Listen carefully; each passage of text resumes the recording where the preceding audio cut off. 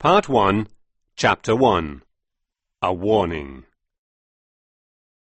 A letter arrived for Sherlock Holmes. We were sitting in our rooms at 221B Baker Street. It's Porlock's writing, he said. It must be very important. Who is Porlock? I asked. Porlock is just a name. It's not his real one. He is a man who is in touch with the great criminal mastermind, Professor Moriarty. You've heard me talk about him? Yes, he's famous among criminals, but unknown to the public. That's right. He's the brain that controls all crime. We'll catch him one day, Watson. Anyway, what about this letter and Porlock? He works for Professor Moriarty. He has sent me information twice before, which has helped to prevent crimes. Holmes opened the letter and read it. The message said that a man called Douglas at Burlston Manor House was in great danger. There was a knock at the door, and Inspector MacDonald of Scotland Yard walked in. Holmes looked pleased to see him. "You're out early?" he said. But the inspector had stopped suddenly. He was staring at the message. "Douglas! Burlstone! What's this, Mr. Holmes? Magic? How did you get those names?" "Why?" asked Holmes. "What's wrong with those names?" "Mr. Douglas of Burlston Manor House was murdered this morning." Sherlock Holmes explained to the inspector how he had just received the letter. "I was on my way to Burlston," said the inspector. "I came to ask if you and Dr. Watson wanted to come with me, but from what you say about this Porlock, we'll find out more in London." "I don't think so," said Holmes. "Well, if there's a man in London who knew about the crime before it happened, then we need to find him." "And how do you suggest we find Porlock?" asked Holmes. "I don't know him. I've never seen him. I don't know where he is, and, what's more, I know that Professor Moriarty is involved. We'll find nothing in London, MacDonald. We must go to Burlston to solve this crime." The inspector stood up. "Let's go. Can you be ready in 5 minutes?" On our way down to Burlston, the inspector told us what he knew about the case, which was not very much. John Douglas of Burlston Manor House was shot in the head with a shotgun. It happened at around midnight the night before. The police had not yet arrested anyone. Burlston was a small village in Sussex. About half a mile from the village was the manor house of Burlston. It was a very old house, built in the 17th century. A moat surrounded the house. The only way to get into the house was over the drawbridge. This drawbridge was raised every night and lowered every morning by the owners of the manor house. This meant that the house was like an island during the night. This was a very important fact in the mystery at Burlston. The owners were Mr. John Douglas and his wife. Douglas was a handsome American man, about 50 years old. He was popular in the village because he was friendly and also rich. He had earned his money in California, then came to live in England, where he met his wife. Mrs. Douglas was a beautiful woman, about 20 years younger than her husband. They were very happy together, although it seemed that Mrs. Douglas did not know everything about her husband's past. There was one other person who often stayed with the couple and was also at the manor house at the time of the murder. His name was Cecil Barker. He was a good friend of John Douglas and was the only person from Douglas's unknown past life. Although Barker was English, he had met John Douglas in America. Barker was friendly with both Douglas and his wife. Sometimes his friendship with Mrs. Douglas seemed to irritate John Douglas. The other people who were in the house at the time of the murder were Ames, the butler, and Mrs. Allen, the housekeeper. It was at 11:45 at night on the 6th of January that Cecil Barker told Sergeant Wilson at the local police station that someone had murdered Mr. John Douglas. When he reached the house, Sergeant Wilson found the drawbridge down, and everyone was confused and alarmed. Only Cecil Barker seemed calm and in control.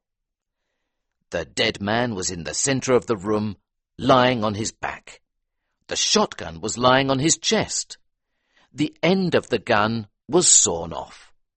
The murderer had fired the gun very close to his victim, and the shot had almost blown his head to pieces.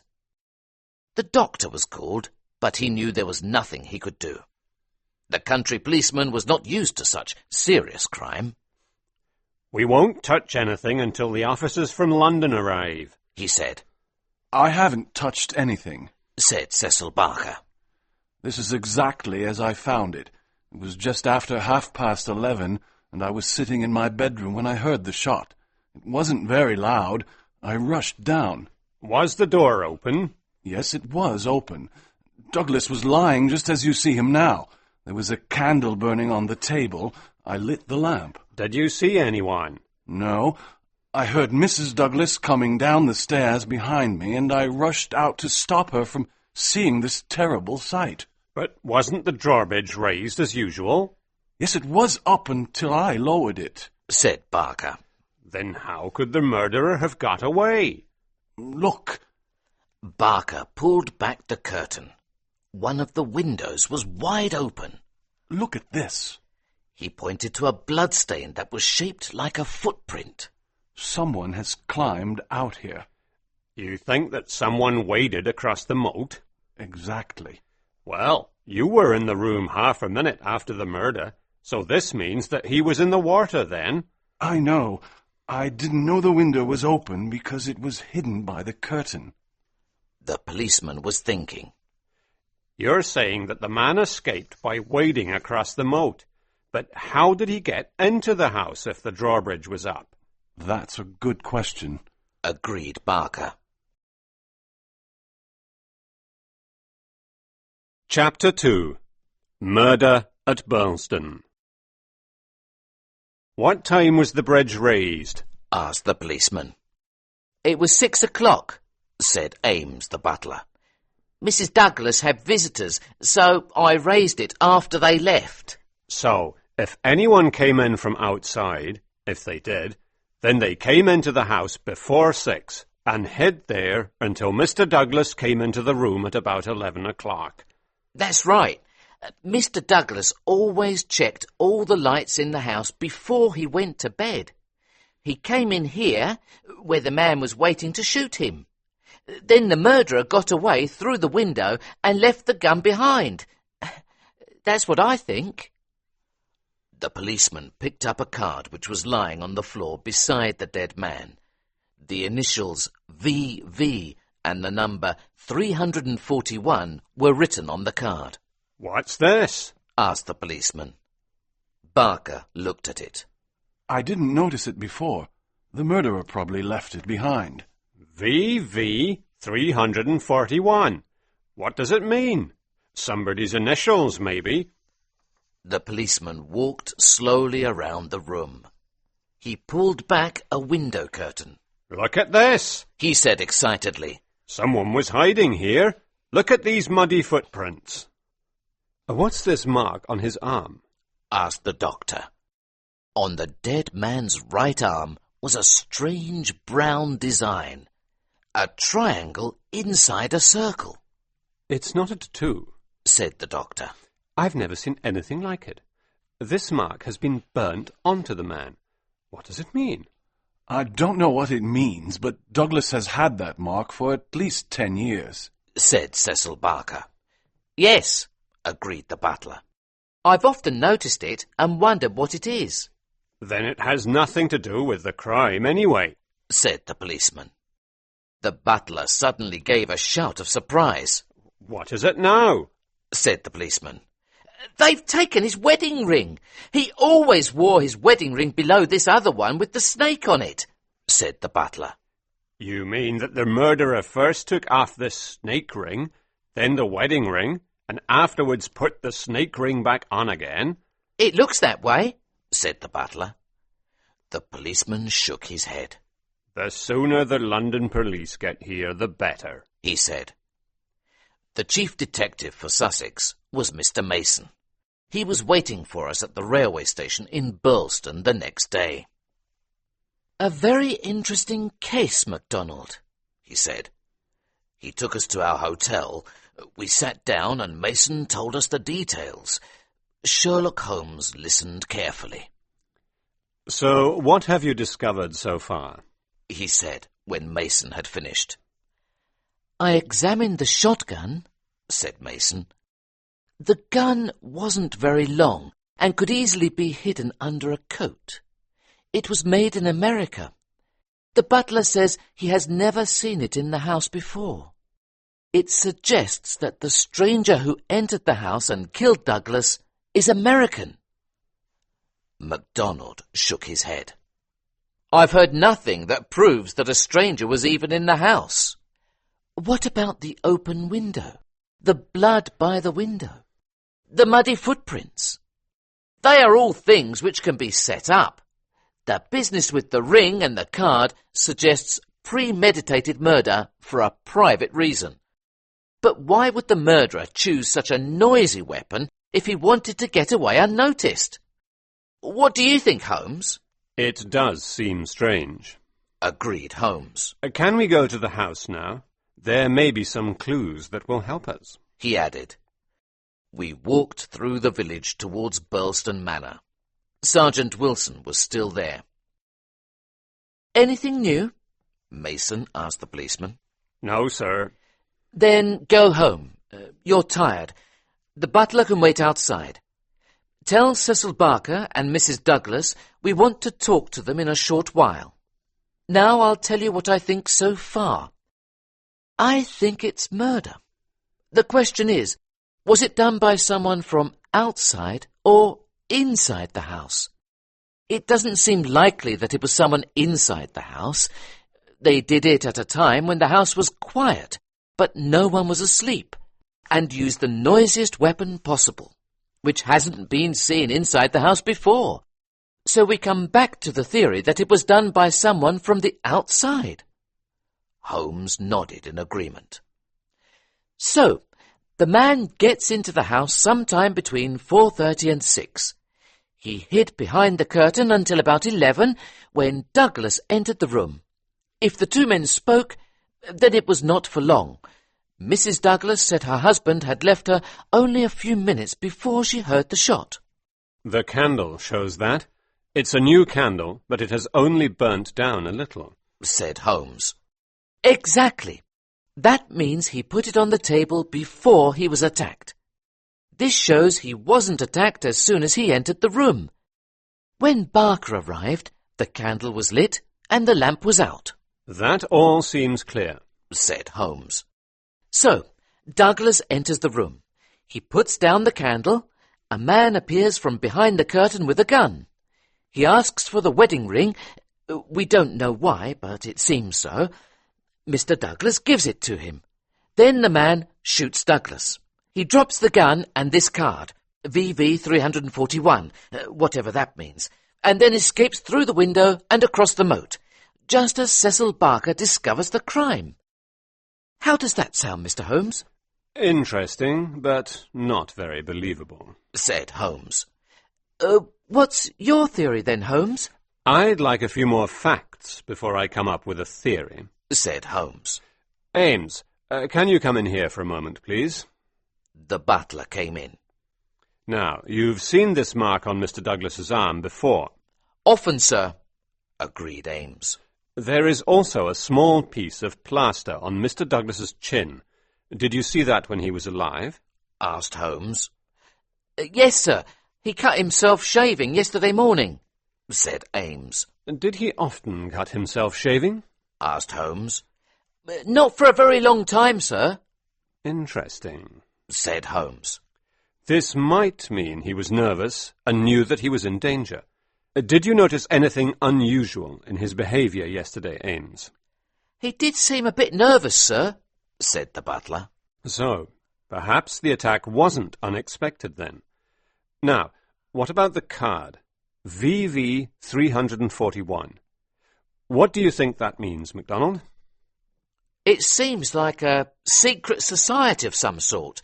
I thought the same about the mark on the arm.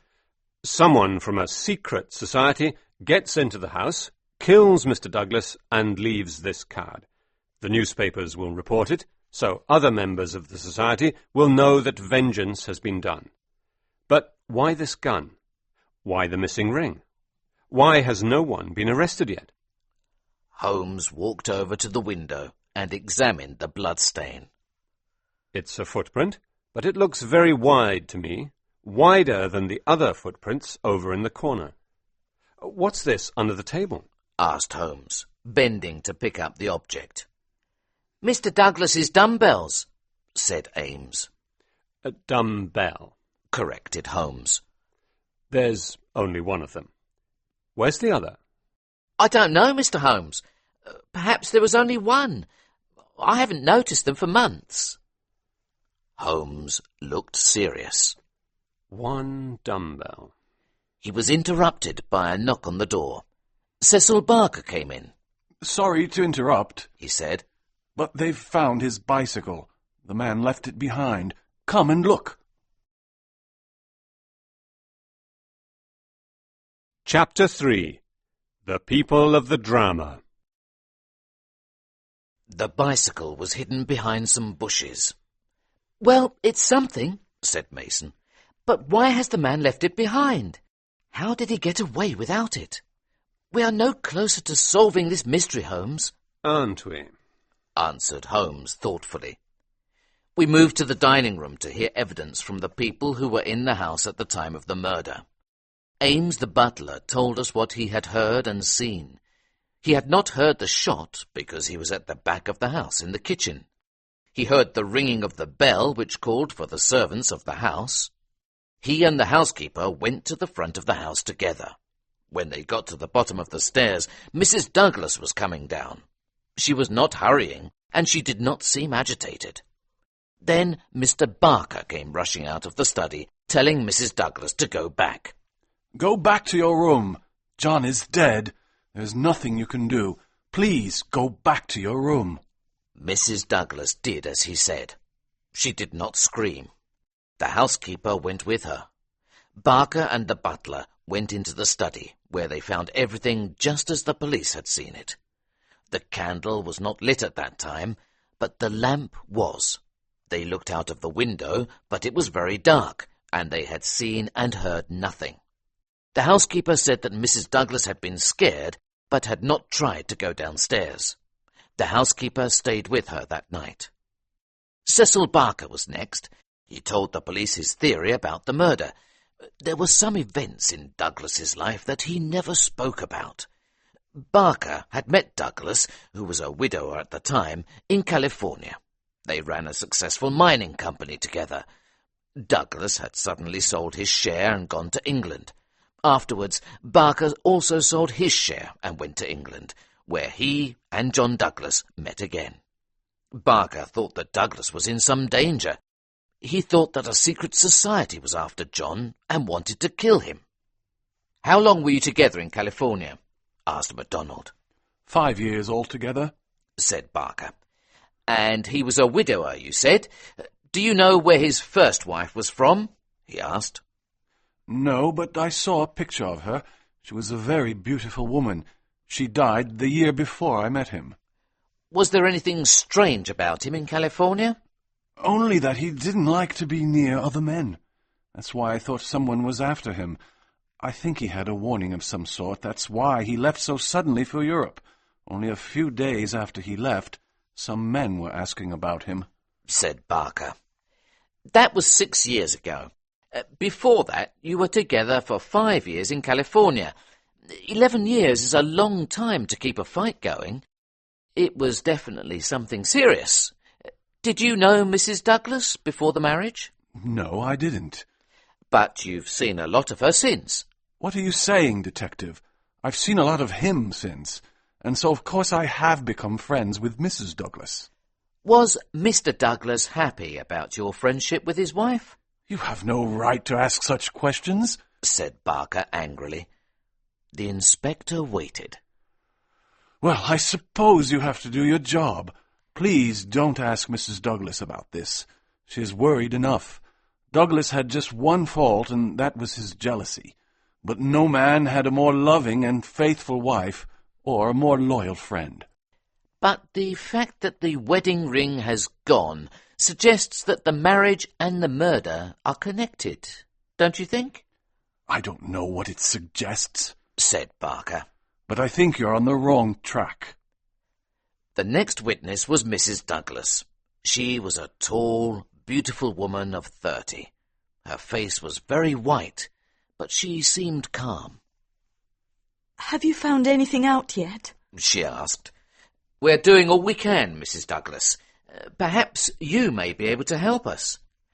Mr. Barker said that you were never actually in the room where the tragedy took place. That's right. He told me to go back to my room. You have only known your husband in England. Is that right? Yes. We've been married for 5 years. Have you heard him speak of something that happened in America which may be dangerous for him? Mrs. Douglas thought carefully before answering. Yes, she said finally. I have always felt that there was some sort of danger from his past, but he didn't talk to me about it. How did you know then? Asked the detective. In many ways, she replied. Because of the way he didn't talk about some parts of his life in America. Because of some of the things he said. The way he looked at strangers. I always felt sure that he had some powerful enemies, and that he was always ready to defend himself. What sort of things did he say? Asked Sherlock Holmes. The Valley of Fear, replied Mrs. Douglas. He said, I have been in the Valley of Fear, and I'm not out of it yet. I asked him, can we ever get out of the Valley of Fear? And he said very seriously, sometimes I don't think we ever will. But didn't you ask him what he meant by the Valley of Fear? Of course, but he never told me. All I know is that it was a real valley that he lived in once, where something terrible happened. I can't tell you any more. Did he ever mention any names? Yes, once when he had a fever. He said the name Master McGinty. There was definitely a connection between the Valley of Fear and Master McGinty. You've heard that his wedding ring was taken. Why do you think that is? I really don't know, she replied. It's an extraordinary thing. Well, we won't keep you any longer. Thank you for your time, Mrs. Douglas. If there is anything else, we can ask you later. Mrs. Douglas left the room. She's a very beautiful woman, said MacDonald thoughtfully. This man Barker has been here a lot. There may be something between them. He admits that the dead man was jealous. Then there's that wedding ring. What do you think, Mr. Holmes? Chapter 4.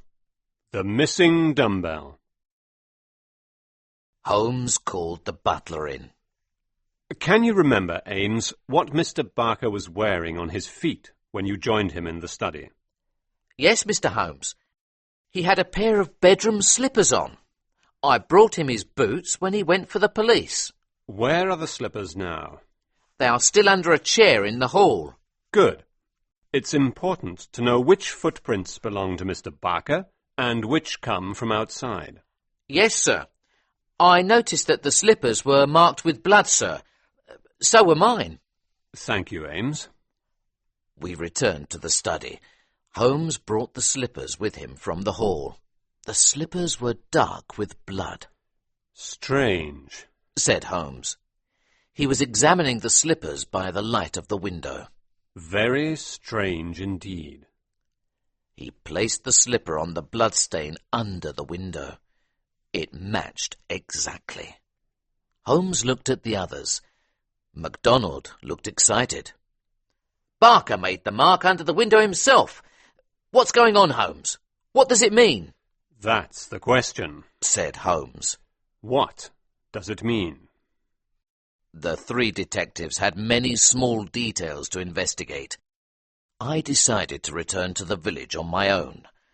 I walked through the garden of the house. At the far end was a hedge of yew trees. Behind these was a stone seat, hidden from view. As I approached, I heard some voices coming from the area of the stone seat. I came around the trees and saw Mrs. Douglas and Mr. Barker. They did not see me straight away. I was shocked by Mrs. Douglas's appearance.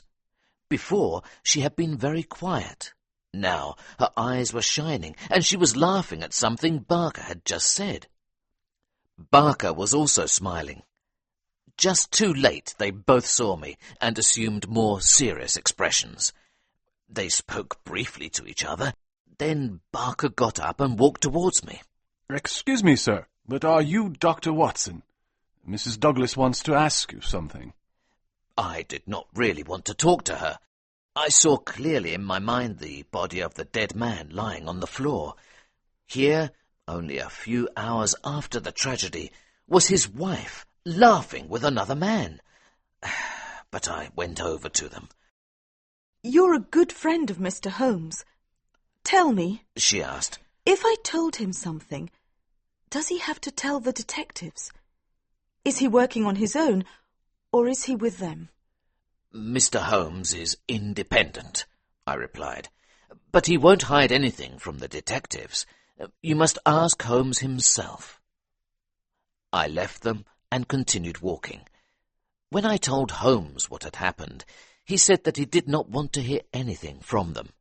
It can get complicated if we have to make an arrest for murder, he said. "Why, have you solved it, Holmes?" Oh, not yet. But when we find the missing dumbbell... The dumbbell? Watson, you must realize how important that missing dumbbell is. What use is one dumbbell? He continued talking. A lie, Watson. That's what we have here. A great big lie. Barker's story is a lie, and Mrs. Douglas is helping him. They are both lying. So, why are they lying, and what is the truth that they are trying to hide?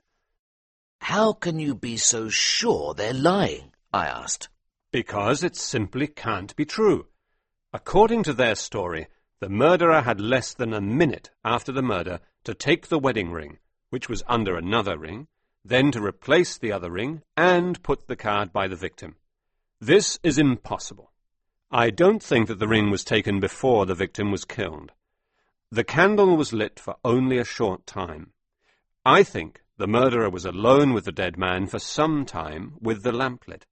But the gunshot was the cause of death. Therefore, the gun was fired much earlier than we have been told. So the two people who heard the gunshot, Mr. Barker and Mrs. Douglas, are obviously both lying for some reason. And now we can also show that Barker put the footprint under the window. It doesn't look good for Barker. So, what time did the murder actually occur?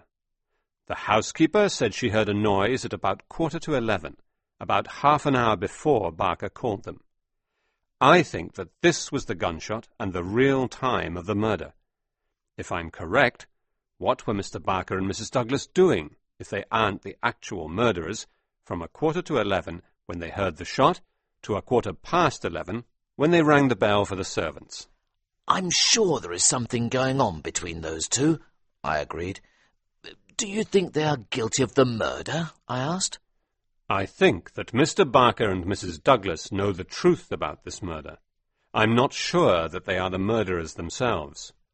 I think that an evening alone in the study will help a lot. Can I borrow your umbrella, please, Watson? I was confused, but I gave him my umbrella anyway.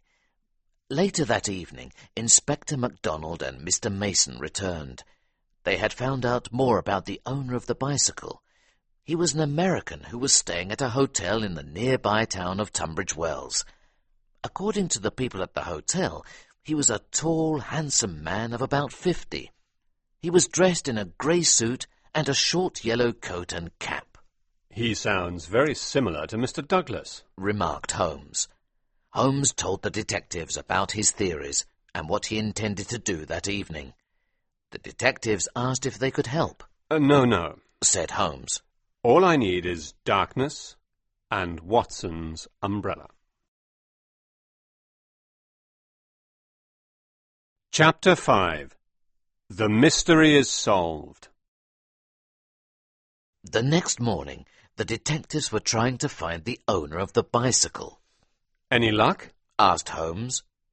Well, so far we have reports of a man in a yellow coat in Leicester, Nottingham, Southampton and Liverpool. The country seems to be full of people in yellow coats, replied MacDonald. What about you? Did you find out anything last night? I can't really tell you at the moment. However, I have found out that Charles I was once hidden in this house for several days during the Civil War, said Holmes. I don't see what that has to do with this case, said Mason. Well, I want to give you both some advice. I can't tell you everything that I know yet, but my advice to you is to abandon the case for today.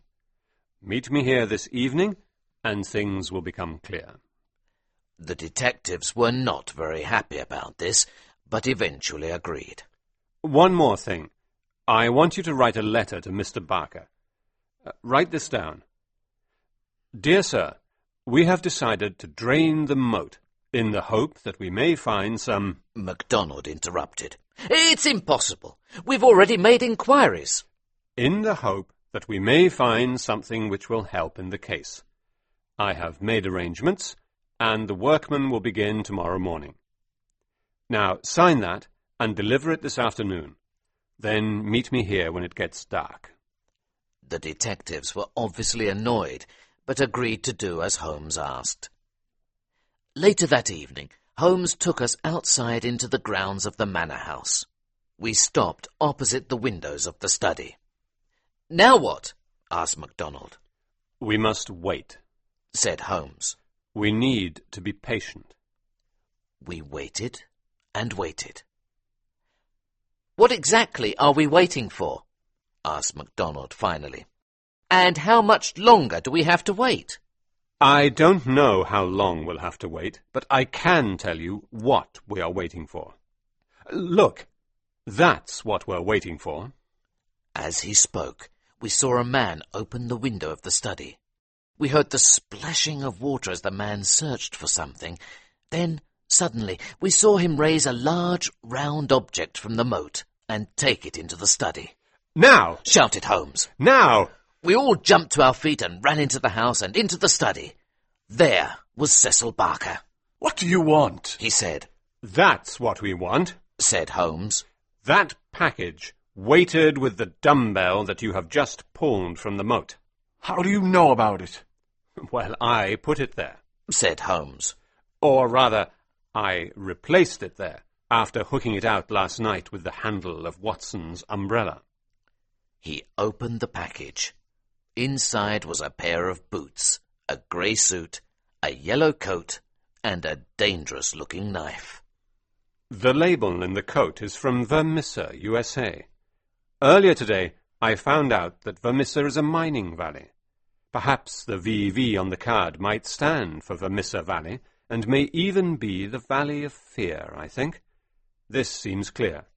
Perhaps you could explain further, Mr. Barker, asked Holmes. Barker did not know what to say. Eventually he said, Well, if you know such a lot, Holmes, why don't you tell us? Mrs. Douglas came in. She had heard everything. You have done enough for us, Cecil. Whatever happens in the future, you have done enough. More than enough, said Holmes. Now I think it is time to hear the truth from Mr. Douglas himself. We were all astonished at Holmes's words. As he spoke, a man seemed to have come out from the wall in a dark corner of the room. Mrs. Douglas turned and put her arms around her husband. I'm sure it's best this way, John, she said. The man looked at us. He came to me and gave me a package. I've heard of you, he said. Well, Dr. Watson, you've never heard a story like this one. tell it your own way, but these are the facts. I've been hiding in there for 2 days, and I've written it all down. This is the story of the Valley of Fear. MacDonald was staring at John Douglas in amazement.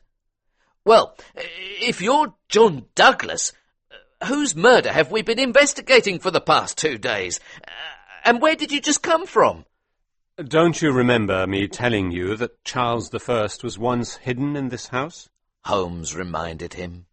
When I found the clothes in the moat, it became clear that the body was not that of John Douglas, but must be the body of the cyclist from Tunbridge Wells.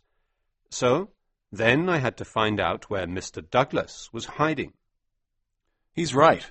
I won't start at the beginning, said John Douglas. But there are some men who won't leave me alone until I'm dead. They forced me out of America. I wanted to spend my last years here in peace. I never told my wife how things were because I didn't want to worry her. I was in Tunbridge Wells the day before these events, and I saw a man in the street who I recognized immediately. He was my worst enemy, so I knew that there was trouble coming. I came home and prepared myself. All day I was nervous, but when the drawbridge was up, I felt safe. Then, when I was checking the lights before going to bed, I saw his boot under the curtain. I put down the candle, and he jumped out at me and got the gun from under his coat. We were fighting, and I was trying to take the gun out of his hands before he could fire. Maybe it was me that pulled the trigger, or maybe it just went off in the fight. Anyway, he took the shot full in the face. I was looking at all that was left of Ted Baldwin. I was in shock when I heard Barker and my wife coming. I ran to the door and stopped her. We thought that the servants would be there any minute, but they didn't come. They hadn't heard anything. That was when I thought of the plan. The man has the same mark as I have, the mark of the lodge. He was also about the same height and size as me. His face was unrecognizable. We tied his clothes to the dumbbell and threw them out of the window. Then we put my clothes on him. The card that was meant for my body was lying by his, and we put my ring on his finger. I didn't want to part with my wedding ring, but as you can see, I can't get it off anyway. I put a plaster on his chin where I have one myself at the moment. I thought that if I could hide for a while, we might at last have a chance to live the rest of our lives in peace. So I hid in the hiding place, and Barker did what he had to do. He made the mark by the window, and then, when everything was fixed, he rang the bell for the servants. That's the truth. Holmes looked serious. I don't think this story is over yet, Mr. Douglas. I see trouble ahead. And now, let us go back 20 years in time and travel thousands of miles to the west so that I can tell you the beginning of this terrible story of John Douglas. And then we will meet in the rooms of Baker Street once more to hear how it ends. Part 2. Chapter 1. Vermissa. It was the 4th of February, 1875. It was evening, and the train was travelling to Vermissa, USA, the small town at the top of the valley. The train was full of miners who had been working all day. In the first carriage, there were also 2 policemen and 1 other young man sitting alone. He was about 30 years old, with brown hair and grey eyes. He stared out of the window into the darkness. At one point, he took a large gun from his pocket. It was loaded. He checked it quickly, then replaced it. But a miner sitting near him had noticed it. "Oh," he said. "You seem ready for action." The young man smiled. Yes, He said. we need them sometimes where I come from. "And where's that?" Asked the miner. Chicago. Answered the young man. You might find that you need it here, too. Is that right? Asked the young man, surprised. I'm looking for work here. Do you have friends here? No, but I can make them. Answered the young man. I belong to the ancient order of freemen. There's no town without a lodge, so I'll find my friends there. The other man's manner changed. He got up, came over to sit next to the young man, and held out his hand. The two men shook hands in a special way. I see you're telling the truth, said the miner. Then he raised his right hand to his right eyebrow. The young traveller raised his left hand to his left eyebrow. Dark nights are unpleasant, said the miner. Yes, for strangers to travel, answered the young man. That's good enough for me. I'm Brother Scanlon, Lodge 341, Vermissa Valley. Welcome. Thank you. I'm Brother Jack McMurdo, Lodge 29, Chicago. Master J.H. Scott. I'm lucky to meet a brother so early. But why did you leave Chicago? asked the miner. McMurdo nodded towards the policeman. They'd be very interested to know, he said. But I don't really want to talk about it. I've my own good reason for leaving Chicago. Okay. Where are you going tonight? To Vermissa. That's the third stop. Where are you staying? With Jacob Shafter, Sheridan Street. Well, I'm getting off at the next stop, but I'll give you some advice. If you're in trouble in Vermissa, go and see Master McGinty. Maybe we'll meet at the lodge one evening. The train stopped and the miner got off. The train moved off. You're new around here, then? One of the policemen asked McMurdo. What if I am? He answered rudely. Just be careful who you choose to be your friends. I wouldn't start with Mike Scanlon and his gang if I were you. What business is it of yours who my friends are? Shouted McMurdo. Everyone looked round at him. Did I ask for your advice? The two policemen were shocked. No offense, stranger. It was a warning, seeing that you're new here.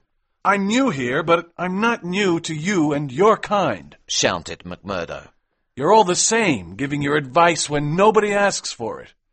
Well, we'll probably be seeing more of you by the sound of it, said one of the policemen. You're a troublemaker if ever I saw one. I'm not afraid of you, cried McMurdo. My name's Jack McMurdo, and if you want me, I'm staying at Jacob Shafter's at Sheridan Street, Vermissa. So I'm not hiding from you, am I? A few minutes later, the train stopped at Vermissa Station, and McMurdo and many of the other miners got off the train. McMurdo was about to walk off when one of the miners stopped him. You really know how to talk to the police, he said admiringly. I'm passing by Shafter's place. Let me carry your bag and I'll show you where it is. Many of the other miners said good night as they left. Before he had even arrived in the town, Jack McMurdo had a reputation in Vermissa. The two men walked along. That's the Union House, said the miner, pointing to one of the bigger buildings. Jack McGinty is the boss there. What's he like? Haven't you heard of him? He's been in the papers often enough because of the Scourers. The Scourers?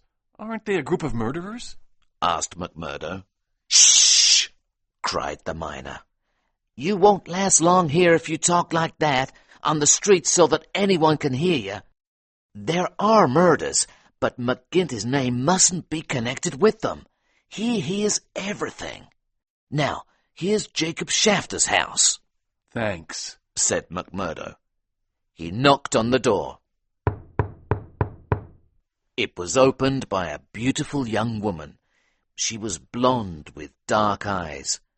McMurdo stared at her, lost for words. She spoke first. I thought it was Father, she said. Are you looking for him? He'll be back soon. I'm in no hurry, said McMurdo at last.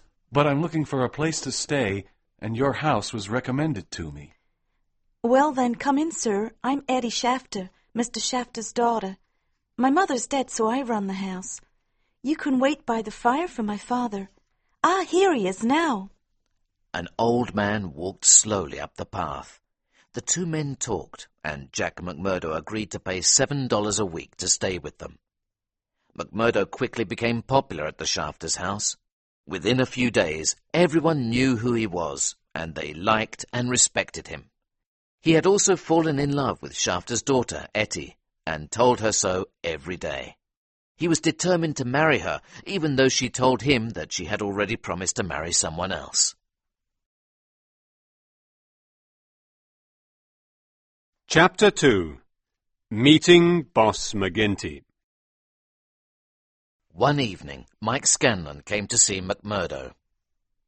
McMurdo, why haven't you been to introduce yourself to Master McGinty? He asked. I had to find a job, replied McMurdo. I'm working as a bookkeeper now. Scanlon seemed worried. But you have to see Boss McGinty, he said. The lodge isn't the same here as it is in Chicago. Go tonight. But someone else wanted to talk to McMurdo that evening. Mr. Shafter called McMurdo into his room and asked him about his feelings for Etty, his daughter. It's no good, McMurdo, said the old man. Someone has got there before you. Yes, Etty told me so, but she won't tell me his name. So who is it? Said McMurdo. It's one of the scourers, said Shafter. His name is Teddy Baldwin. Who are these scourers?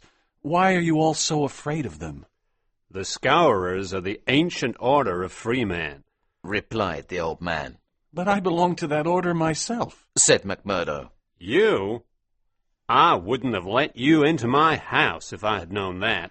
But why? The order is for charity and friendship. The rules say so. Maybe in some places, but not here, said the old man. Here they are a group of murderers. It's bad enough that I have one of these people coming after my Eddie, and that I cannot say no to him. I won't have another one staying in my house. You must leave. McMurdo went to see Etty.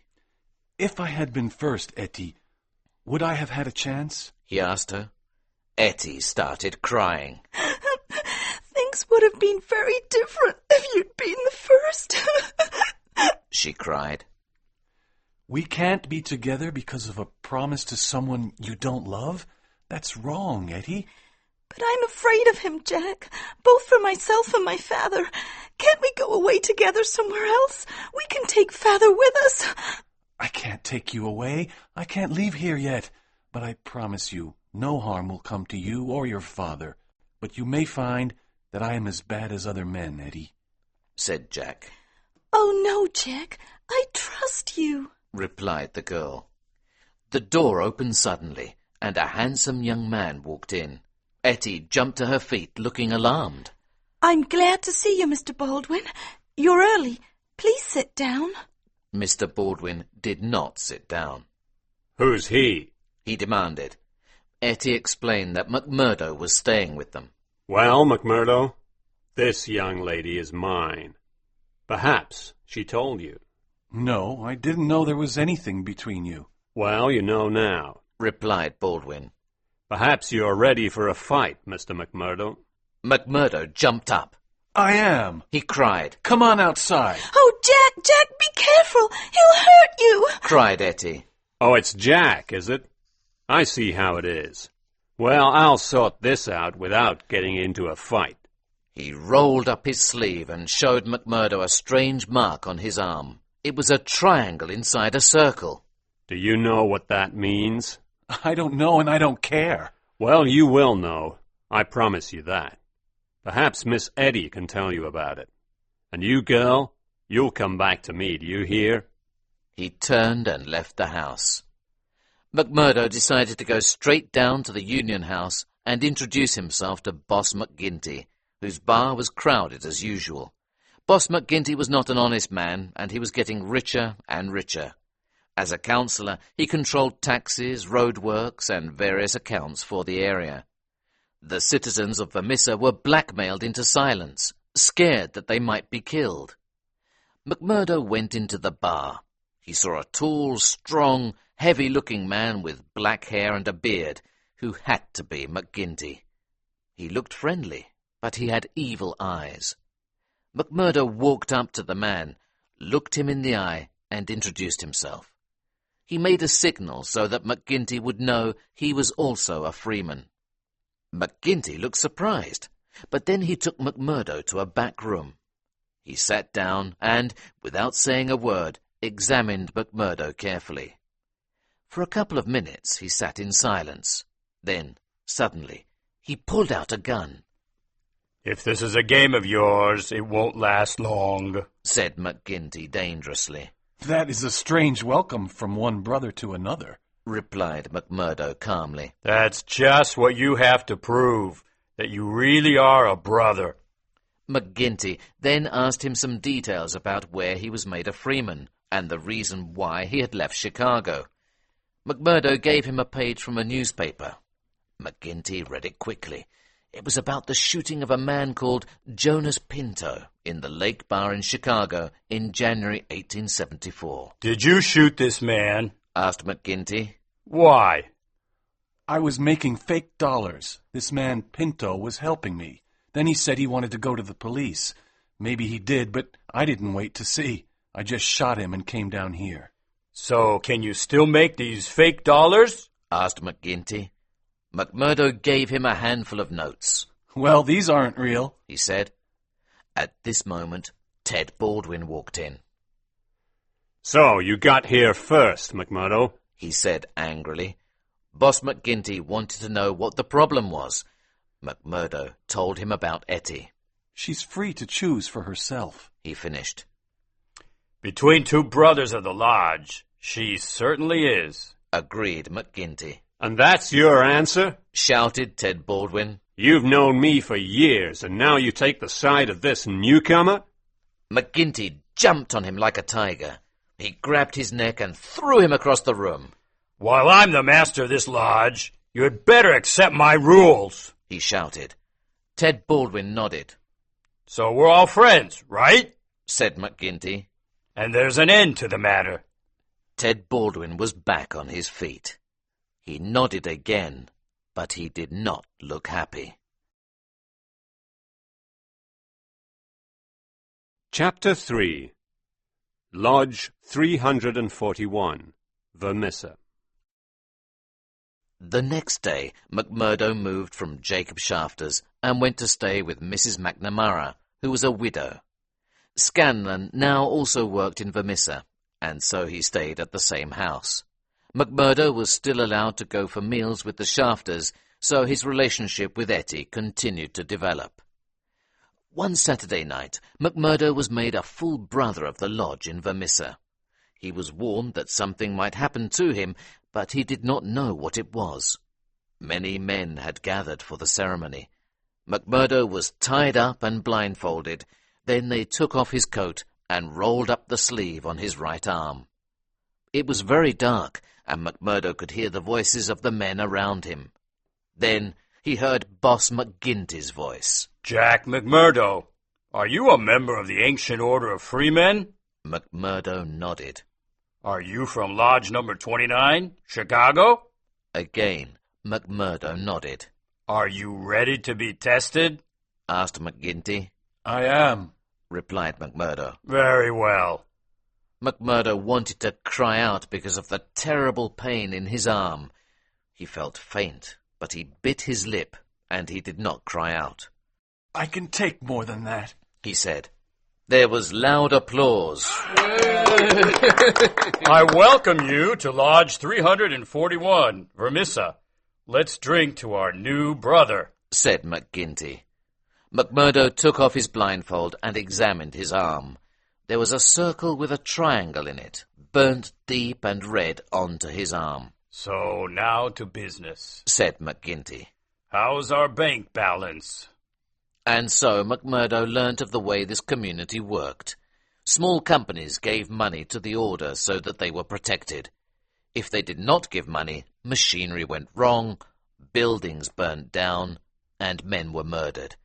Nothing could be proved against the order, as most of the policemen were paid by the society, and the others were too scared to do anything. Nobody wanted to give evidence against the order. But towards the end of the meeting, another man spoke. Brother Morris told them of how one large company had forced all the smaller companies out of the valley and bought their businesses. I don't see that it matters to us who has bought the businesses, Brother Morris, said Boss McGinty. But Brother Morris continued. With respect, sir, I think it will matter very much to us in the future. If big companies like the railroad or General Iron own large parts of this valley, and their bosses are in New York or Philadelphia, they won't care about our threats. The small men can't harm us. They haven't the money or the power. But if these big companies find that we are stopping their profits, they won't stop until they have brought us to justice. But McGinty took no notice of Brother Morris. I expect the big companies will find it easier to pay them to fight, the same as the small companies, he said. And now let's drink. There was one last piece of business to be sorted out that night. The editor of the local newspaper, the Herald, had recently printed an article criticizing the lodge. His name was James Stanger. The headline was, "Reign of Terror in the Coal and Iron District." McGinty read the article to the men, who were by now drunk and restless. That's what he says about us. Now what shall we say to him? He shouted. Kill him! Shouted back many voices. No, we must be careful. But he must get a severe warning, ordered McGinty. Who will go this evening? Ted Baldwin volunteered, with 5 or 6 other men. Take our new brother with you, added McGinty. Baldwin did not look pleased. You can come if you want, he said to McMurdo. It was a very cold night. The men walked through the town and stopped outside a high building. You stay down here, McMurdo. Watch the door, said Baldwin. You others, come with me. The men went in and up some stairs. From the room above came a cry for help, then the sound of crashing chairs. A grey-haired old man rushed out of the room. He was grabbed before he could go any further, and his glasses came falling down the stairs to McMurdo's feet. The old man was on his face, and the men hit him again and again with sticks. The others stopped, but Baldwin kept attacking the old man, who was now covered in blood. McMurdo went up and pulled Baldwin away. Leave it! You'll kill the man! The boss said that we shouldn't kill him, and look what you're doing! We'd better go home. The others agreed with McMurdo. Hurry, said one of the men. There are lights coming on. All the town will be here in a minute. Run! They left the beaten body of the editor on the stairs and moved quickly away up the streets and back to their homes. Chapter 4. The Valley of Fear.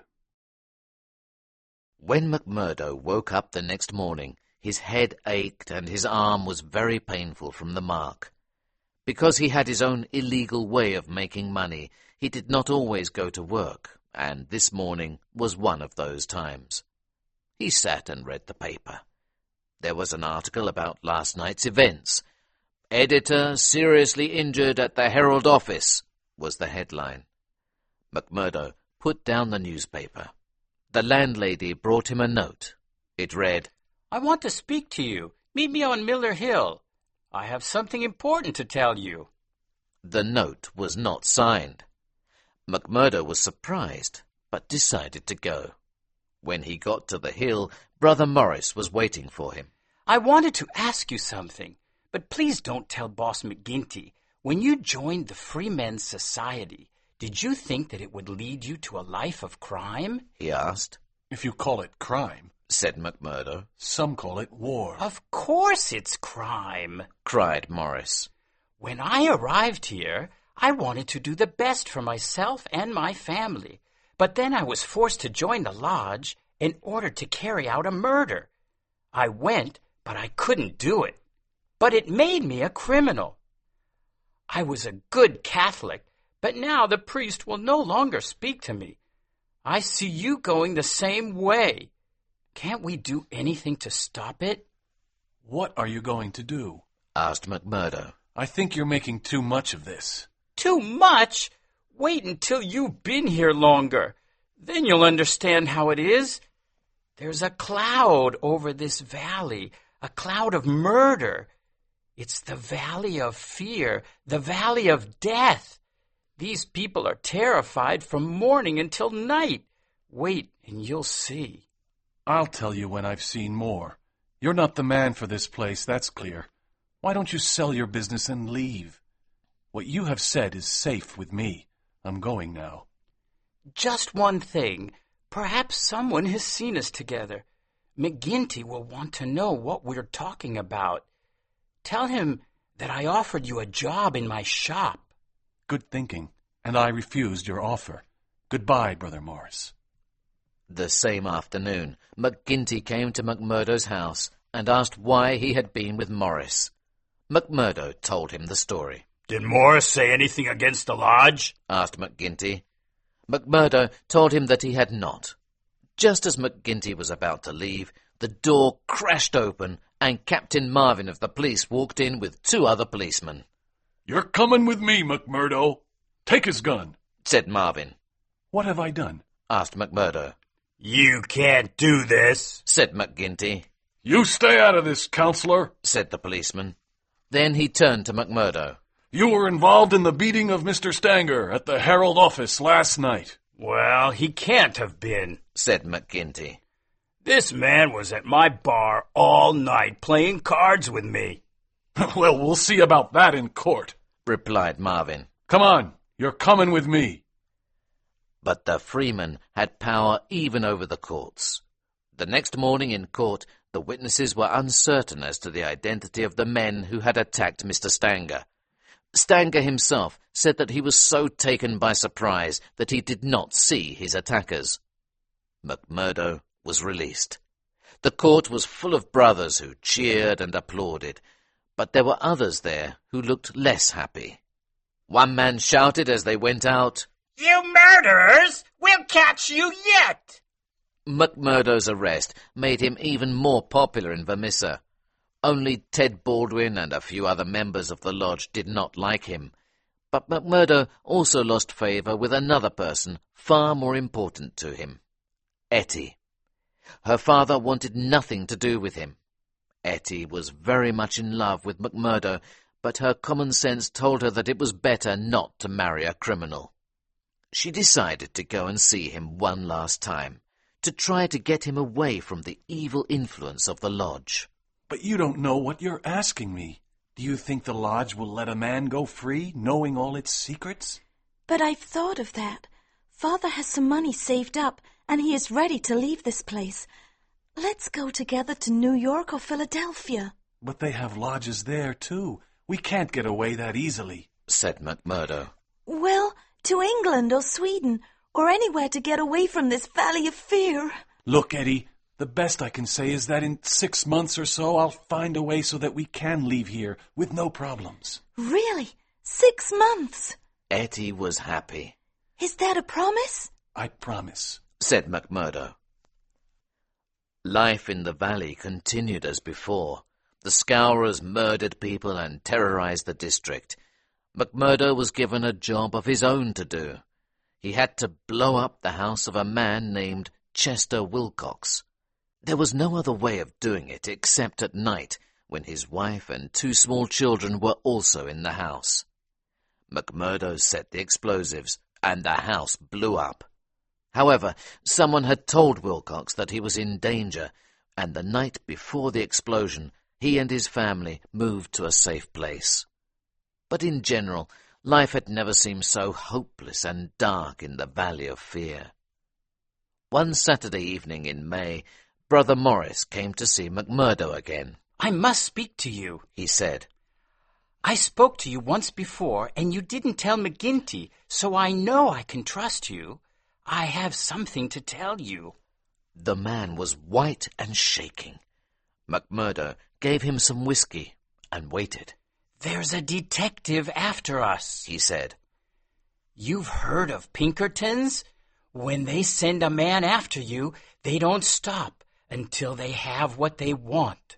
The lodge will be finished. We must kill him, said McMurdo at once.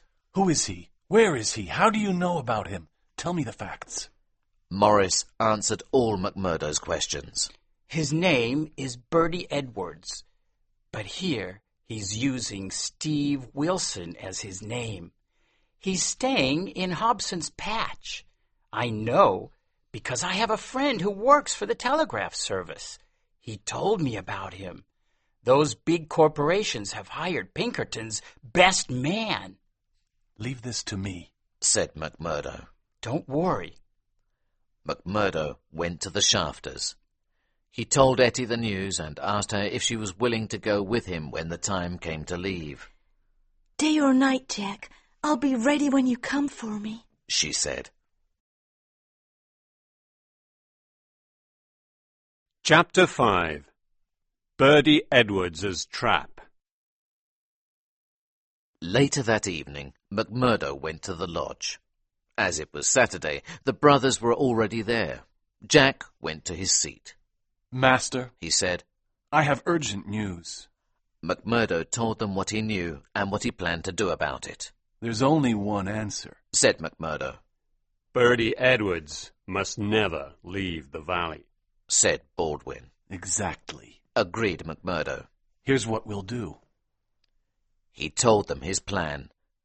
Birdie Edwards was pretending to be a journalist called Steve Wilson. He had spoken to McMurdo, offering him money for information on the Scourers. McMurdo had told him some stories that he had made up, and Wilson gave him $20. Wilson offered him more money for more information. McMurdo arranged for Wilson to come to his house so that he could tell him all the secrets of the lodge in exchange for more money. Wilson was to come to Mrs. McNamara's house at 10 o'clock. The house was isolated, and Mrs. McNamara did not hear very well.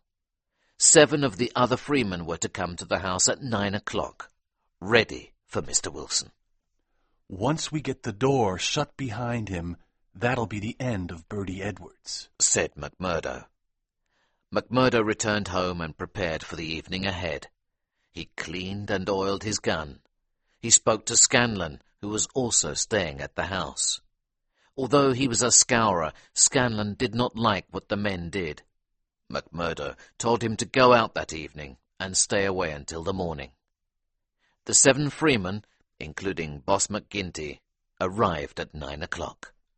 McMurdo put the whiskey on the table, and the men began to drink, ready for the job that was ahead of them. Maybe he won't come. Maybe he knows there's danger, said one of the men. "Don't worry, he'll come," said McMurdo. "Listen." There were 3 loud knocks on the door. "Be quiet," whispered McMurdo to the others. He went down the passage to the door. The others heard McMurdo open the door, then an unfamiliar voice. Then they heard the door close. Birdie Edwards was inside. The door opened and McMurdo reappeared. He came to the end of the table and looked at the men. He said nothing. "Well," said McGinty impatiently. "is he here?" "Yes," replied McMurdo slowly. "Birdie Edwards is here. I am Birdie Edwards." The room was silent. Then the windows were suddenly broken, and guns were pointing in through them. McGinty jumped up from his chair and ran for the door, but Captain Marvin of the police appeared and pointed his gun at him. "Stay where you are, McGinty," said the man they had known as McMurdo. "Take their guns, Marvin." The men could do nothing. They were trapped. They sat around the table, staring at McMurdo with confusion and hatred in their eyes. "I'd like to speak to you before we leave," said the man who had trapped them. "I am Birdie Edwards of Pinkerton's detective agency. I was chosen to break up your gang. It's taken me a long time, and it's been hard and dangerous, but I've won. Maybe you think the game isn't over yet. I'll take my chances. You and 60 more of you will be in prison tonight. Before I took this job, I never believed that there was a society like yours. In Chicago, the Society of Freemen weren't bad men. I never killed a man in Chicago. I never printed any false money. I gave Chester Wilcox a warning so that when I blew up his house, he and his family were already gone." "You traitor!" shouted McGinty. "You can call me a traitor, but there are many people in this valley who will call me a savior. I've been here 3 months in order to get to know every man and every secret. I never want to live another 3 months like it, not for all the money in the world. Now, Captain Marvin, take them away." Scanlon had delivered a note to Etty and her father. The 2 left the Valley of Fear and never went back. 10 days later, Etty and Birdie Edwards were married in Chicago. The trial of the Scourers was held, and McGinty was hanged along with 8 others. Many other men went to prison. Bertie Edwards's job was done.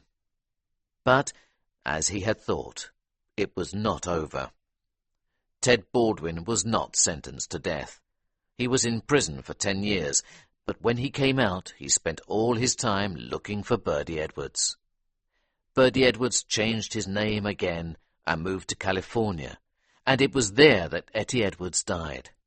He took the name John Douglas and was nearly killed when he was working in the mining industry with an English partner named Barker. A warning came just in time, and Douglas left for England, where he married for the 2nd time. And so we return to Sussex and the fate of John Douglas. At the trial, John Douglas was freed for having acted in self-defence, but Holmes's advice was to leave England. 2 months had gone by, and we had nearly forgotten about the case, but then, one night, a message arrived for Holmes. All it said was, "Dear me, Mr. Holmes, dear me." It was from Moriarty. Holmes looked very serious. Later that night, Cecil Barker came to visit us. "I have very bad news, Mr. Holmes," he said. I thought so, said Holmes. "It's poor Douglas. They tell me his real name is Edwards, but he'll always be Douglas to me. I told you that they left for South Africa 3 weeks ago?" Holmes nodded. "I received this message from Mrs. Douglas last night." John has been lost overboard. No one knows how the accident occurred. Ivy Douglas. It was no accident, said Holmes. "He was murdered? These scourers, these criminals? Why couldn't they leave him alone?" No, interrupted Holmes. There has been a master at work here. This is the work of Moriarty. "But what has he to do with all this?" The Americans had a job to do in England. Like any other criminals, they asked Moriarty for help. From that moment, John Douglas was doomed. "But what can be done? Can't this Moriarty be stopped?" asked Barker. "Oh, yes," said Holmes. "He can be stopped. I just need more time."